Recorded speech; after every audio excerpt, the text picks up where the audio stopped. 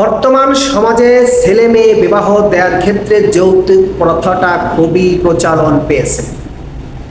আসসালামু আলাইকুম ওয়া রাহমাতুল্লাহি ওয়া বারাকাতুহু। আমাদের বর্তমান যুগটা এমন হয়ে গিয়েছে, আমরা ছেলে মেয়ে বিবাহ দেওয়ার ক্ষেত্রে হাদিস কোরআনে যেটা আছে তার বিপরীতে কাজ করি। হাদিস কোরআনকে অমান্য করে আমরা আমাদের সন্তানদেরকে বিয়ে দিচ্ছি, বা ওইভাবে আমাদের মনোভাব, আমরা ওইভাবে চিন্তা ভাবনা করি। হাদিস কোরআনে যেগুলো এসেছে আমরা তার বিপরীতে কাজ করার চেষ্টা করছি। একটা ছেলে হলে ছেলের বাবার খুব দাম, ছেলের বাবার খুব পাওয়ার। যিনি ছেলের বাবা তার খুব পাওয়ার, তার খুব দাম, কারণ তিনি হচ্ছেন ছেলের বাবা।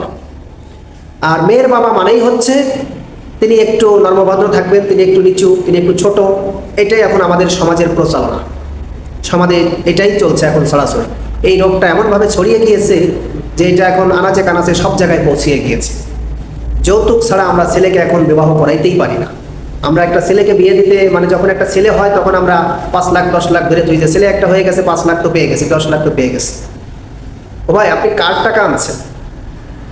একটা মেয়ের বাবা তার 18-20 বছরের একটা মেয়ে, 18টা-20টা বছর সে লালন পালন করে বড় করলো।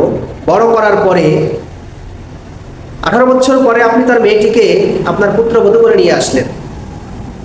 তার সমস্ত মায়া ত্যাগ করে তার মেয়েটিকে আপনার ছেলের সাথে সে দিয়ে দিল, বা আপনার বাড়িতে সে দিয়ে দিল, আপনার বাড়িতে চলে আসে। একটু ভেবে দেখুন তো, যদি ওই মেয়েটি আপনার হতো, ওই মুহূর্তটা আপনার কাছে কেমন লাগতো? আপনি কেমন অনুভব করতেন? আপনার মেয়েটিকে যখন আপনি বিবাহ দিয়েছেন, আপনার মেয়েটিকে যখন আপনার জামাই বা তার স্বামী নিয়ে চলে গেছে, তখন আপনার কেমন লাগছে?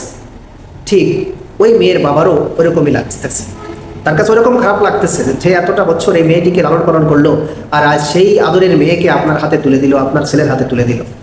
এটাই তো সে আপনাকে অনেক বড় কিছু দিয়ে দিল। তারপরেও কেন ওই বাবার কাছে এই দিতে হবে, সেই দিতে হবে, 10 ভরি স্বর্ণ দিতে হবে, 5 ভরি স্বর্ণ দিতে হবে, 500 লোক খাওয়াইয়ে দিতে হবে? ও ভাই, এগুলো হাদিস কোরআনের বিপরীত। হাদিস কোরআনে এগুলো বলে নাই।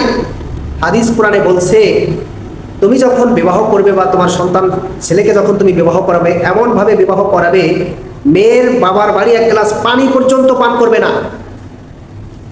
পারলে তুমি আরো তাকে দাও, তাকে দিয়ে সহযোগিতা করো, কারণ সে তার নারী ছেঁড়া ধনটিকে তোমার হাতে তুলে দিচ্ছে। অথচ আমরা এখন তার বিপরীতে কাজ করি। আমরা এখন ছেলের বাবা হইলে আমাদের খুব পাওয়ার, খুব দাম, এই না দিলে হবে না, ওই না দিলে হবে না, এই দিতে হবে, সেই দিতে হবে, ফার্নিচার ট্রাক করে পাঠাতে হবে, টাকা 10 লাখ দিতে হবে, বরযাত্রী 500 খাওয়াইতে হবে, তা না হলে আর তোমার মেয়ে আমরা আনবো না। ভাই, এই থেকে বের হবে। আপনি এখানে বিবাহ হচ্ছে ভালো একটি কাজ, সেই ভালো কাজটিকে সামান্য কয়টা অর্থের জন্য নষ্ট করে দিচ্ছেন। এই যে আপনি আপনার ছেলেকে যৌতুক দিয়ে বিয়ে করালেন, 10 লাখ টাকা যৌতুক নিয়ে বিয়ে করালেন, আপনি কি ভাবেন, আপনি কি ভাবেন যে আপনার ছেলের সংসারটি খুব সুখী হবে? কখনো হবে না।